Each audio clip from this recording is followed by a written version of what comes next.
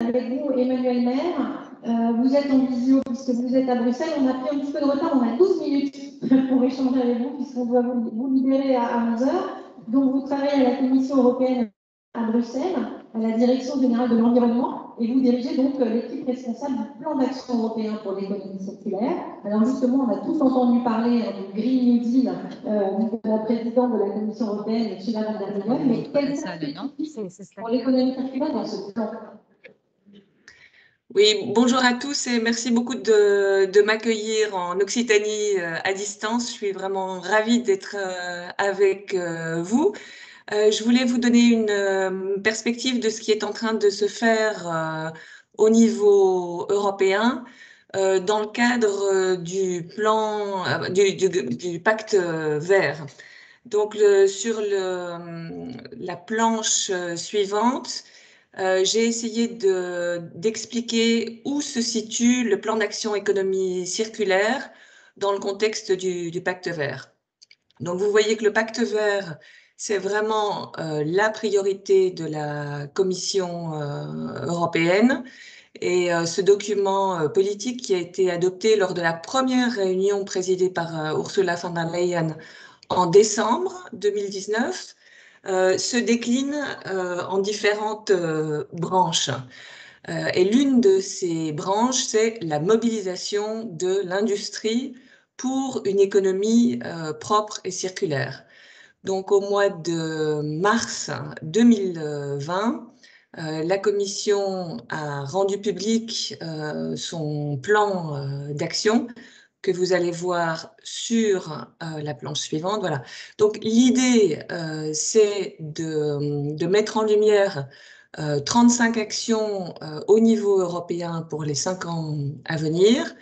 Et ce plan d'action, il était soumis au Parlement européen et aux 27 États membres de l'Union européenne.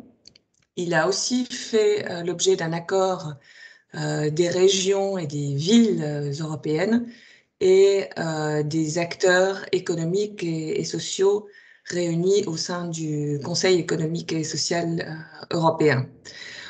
Ce n'est pas le premier plan d'action économie circulaire. Il y en avait eu un premier pour la période 2015-2019. C'est le deuxième et la spécificité, c'est vraiment l'accent mis sur la conception de produits durables pour que les produits durables deviennent la norme et que ce ne soit plus uniquement l'exception, comme par des systèmes volontaires d'étiquetage environnemental. Donc une action beaucoup plus forte sur les produits durables. Et dans ce contexte-là, on est en train d'essayer de réviser une directive existante, qui est la directive sur l'éco-conception, qui traite de l'efficacité énergétique des produits essentiellement électriques et électroniques, de manière à avoir un champ d'application beaucoup plus large qui pourrait couvrir par exemple les textiles et d'avoir aussi des impacts environnementaux importants qui soient couverts au-delà de l'efficacité énergétique. Donc que ce soit la toxicité pour l'homme, pour l'environnement, les émissions d'ozone, de CO2 évidemment. Donc cette proposition, elle sera faite au Parlement européen en début d'année prochaine. Aussi également pour mettre en valeur des business models qui soient différents des modèles actuels.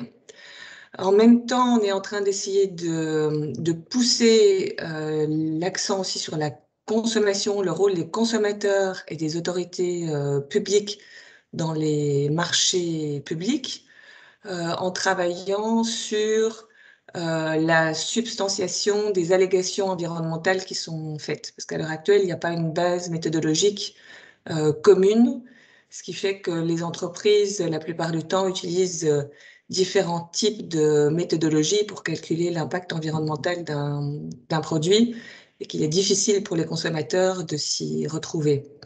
Au niveau des marchés publics, il y a toujours eu une approche volontaire des marchés publics et on essaie là encore d'avancer sur une approche plus contraignante par secteur. Donc, par exemple, on a récemment proposé une nouvelle directive sur les batteries. Et dans cette directive sur les batteries durables, il y aurait des dispositions sur l'achat par les autorités publiques de batteries performantes.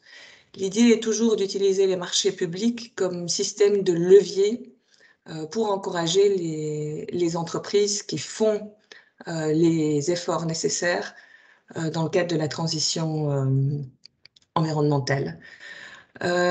Plusieurs chaînes de valeur sont identifiées aussi dans le plan d'action économie circulaire. Vous pouvez les voir sur cette planche. Donc, les textiles, j'ai mentionné, la construction et les bâtiments parce que les impacts sont énormes, nourriture, eau, nutriments, matériel électrique, électronique, les batteries et les véhicules, les emballages et toujours les matières plastiques.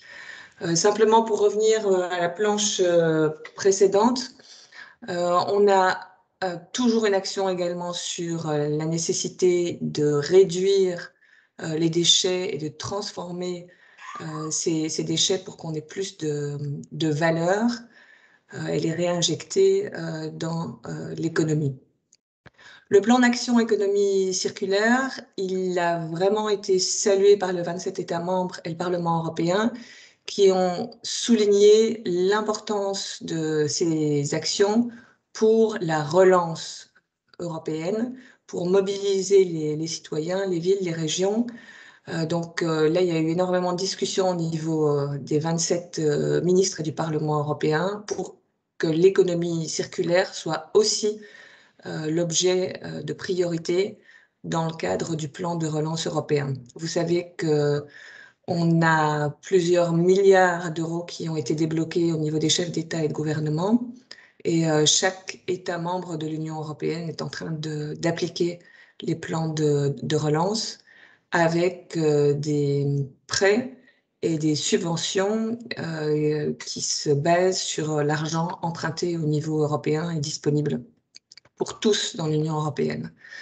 Enfin, on est en train de presser aussi l'économie circulaire au niveau international.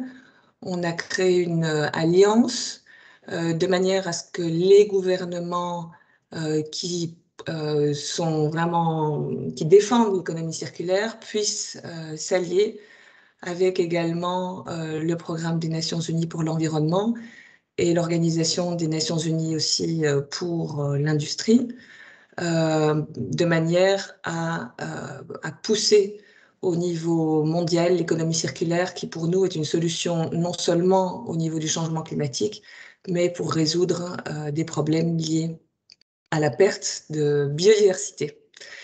Donc maintenant, on va peut-être avancer un peu au niveau des planches. Comment accélérer cette dynamique aussi d'économie circulaire en dehors de la décoration? Voilà, exactement. Je voulais vraiment attirer votre attention sur ce qui se fait au niveau européen parce que vous êtes en train de travailler sur le plan régional avec de nombreux groupes de travail. Et on a créé au niveau européen une organisation avec 24 grandes organisations actives dans le domaine de l'économie circulaire. Par exemple, en France, il y a l'Institut national de l'économie circulaire qui travaille sur ces questions de manière à promouvoir les échanges partout en Europe au niveau des bonnes pratiques, au niveau des stratégies, des connaissances. Donc, si vous êtes à la recherche d'informations sur ce qui se fait ailleurs en Europe, vous pouvez facilement chercher de bons exemples sur le site web de l'économie circulaire, mais vous pouvez surtout contribuer et aider d'autres personnes en Europe à suivre les avancées que vous avez, qui ont le plus de succès au niveau de la région Occitanie. Donc, n'hésitez pas à utiliser cette plateforme. On organise aussi énormément de webinaires sur des thèmes très, très différents. Donc, je vous encourage à l'utiliser. On organise chaque année une grande conférence économie circulaire au niveau européen. Donc, là encore, il y a des possibilités de se retrouver soit à Bruxelles, soit en ligne sur des questions d'intérêt commun. Merci.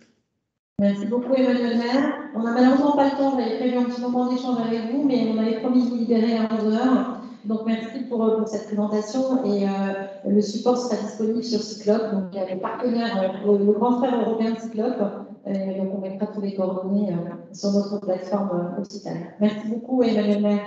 Merci à vous et je vous souhaite vraiment de bons travaux et je vous suivrai aussi depuis Bruxelles avec attention. Je suis ravie d'avoir pu participer à cette région, à cette journée et au travail de cette région. Merci beaucoup. Au revoir. Au revoir.